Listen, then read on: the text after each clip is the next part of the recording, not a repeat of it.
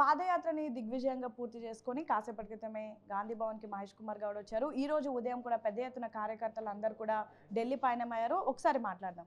ఎలా చూస్తున్నారు? ఒకవైపు పాదయాత్ర సక్సెస్‌ఫుల్‌గా కంప్లీట్ అయిపోయింది మొదటి విడత. ఈ రోజు కూడా అంతా ఢిల్లీ పయనమయ్యారు. వినూతనంగా ప్రభుత్వంలో ఉండి మేము పాదయాత్ర చేసాం. జనహిత పాదయాత్ర. జనం మధ్యన ఉండాలని, జనహితం కోరుతూ, జనం వద్దకెళ్ళి జనం చెప్పే మాటలు వింటూ, సంక్షేమం ఎలా అందుతుంది, అభివృద్ధి కార్యక్రమాలు ఎలా జరుగుతూ ఉన్నాయి, ఇంకేమైనా లోటుపాట్లు ఉన్నాయని తెలుసుకోవడం జరిగింది. సంతోషకరమైన విషయం ఏంటంటే ఎక్కడికి వెళ్ళిన ఈ 4 నియోజకవర్గాల్లో తండోపతండాలో జనం రావడమే కాకుండా మహిళలు ఎదురొచ్చి ఆరతులిచ్చి మేము 10 ఏళ్ళ తర్వాత 10 ఏళ్ళు చాలా కష్టాలు అనుభవించాం. ఇప్పుడు చాలా సంతోషంగా ఉన్నాము.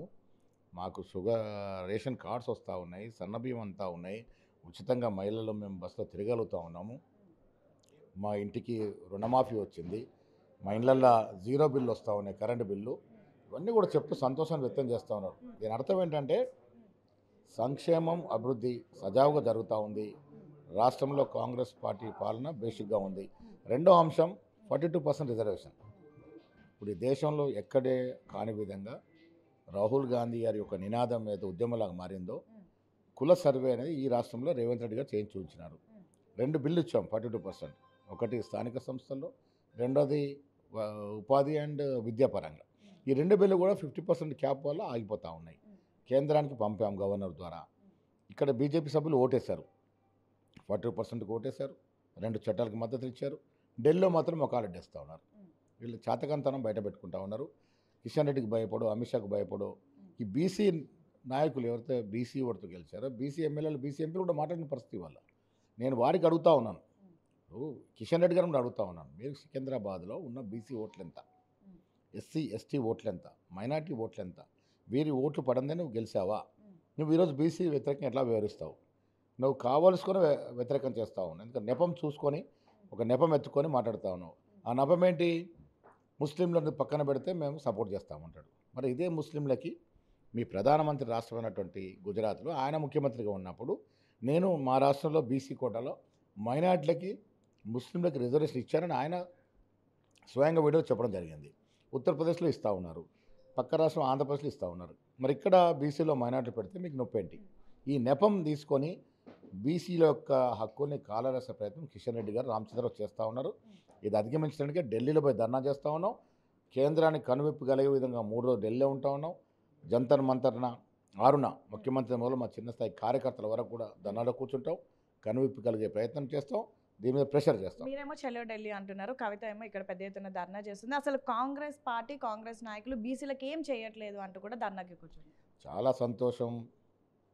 12 ఏళ్ళు అధికారంలో ఉండి, ఎంపీ ఉండి, ఎమ్మెల్సీ ఉండి గుర్తురాగానే బీసీలు అధికారం పోయినాకన్నా గుర్తొస్తూ ఉంది. అంటే ఇప్పుడు అర్థమైంది బీసీలు అంటే ఆవిడకి ఇప్పుడు జ్ఞానోదయమైంది. చాలా సంతోషం. 10 ఏళ్ళు ఏ రోజున బీసీల గురించి మాట్లాడలే, ఎక్కడ బీసీల గురించి పోరాడలే.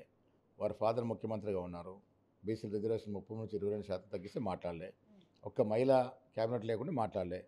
ఇవాళ ఆ ఇంటి తగాదాల వల్ల ఎవరు వారు ఉనికి కోసం పోరాడుతున్నటువంటి పరిస్థితిలో ఆవిడ పాప ఉనికి కాపాడుకోవడానికి బీసీ గలమెత్తుకుంది. సంతోషం, మాకేంది, ఎవరొచ్చి మాకు సపోర్ట్ చేసినా సంతోషమే.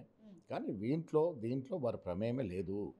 ఇలా బీసీలో 42% రిజర్వేషన్ ఇచ్చిందంటే ఈ రాష్ట్రంలో రేవంత్ రెడ్డి మాలాంటి బీసీ నాయకులందరూ ఘనత, రాహుల్ గాంధీ గారి యొక్క అనుగ్రహము, ఖార్గే గారి యొక్క ఆశీర్వాదం, దానివల్ల అవుతాం తప్ప ఏ ఇతర పార్టీ వాళ్ళకి తెచ్చిన బిల్లో కానీ కుల సరువులు ఎవరికి ప్రమేయం లేదు. వెళ్ళి రాష్ట్రపతిని కలుస్తామని స్టార్ట్ చేస్తేనే కాంగ్రెస్ నాయకులు మేల్కొన్నారు అంటూ కూడా అంటున్నారు. అంటే వాళ్ళు చెప్తేనే మీకు గుర్తొచ్చిందా రాష్ట్రపతిని ప్రెజర్ చేయాలి? అంతా కవిత గారు చెప్తే వినేంత స్థాయిలో మరి మా పార్టీలో ఎవరున్నారో నాకు తెలియదు, కానీ అటువంటి పరిస్థితి లేదు.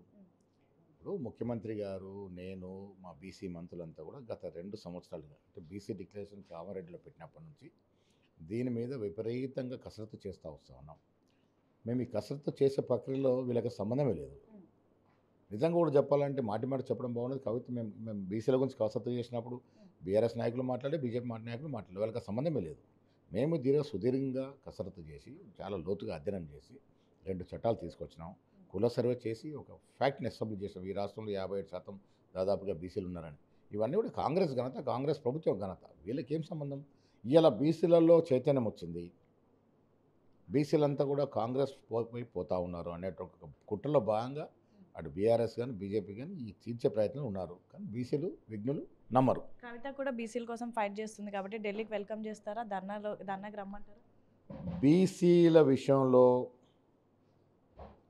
మేము చేస్తున్న పోరాటంలో ఏ పార్టీ ముందుకొచ్చి మేము కూడా మీతో కలిసి వస్తామంటే సంతోషం.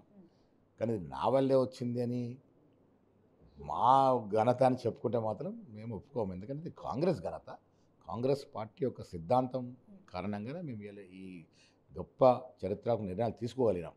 దాంట్లో thanks to Rahul Gandhi, thanks to Revanth Reddy. చివరికి ఒకవేళ మీరు అనుకున్నది కాకపోతే ఢిల్లీలో ఏం చేయబోతున్నారు? నెక్స్ట్ ఏం కార్యాచరణ? మా వ్యూహం మాకుంది.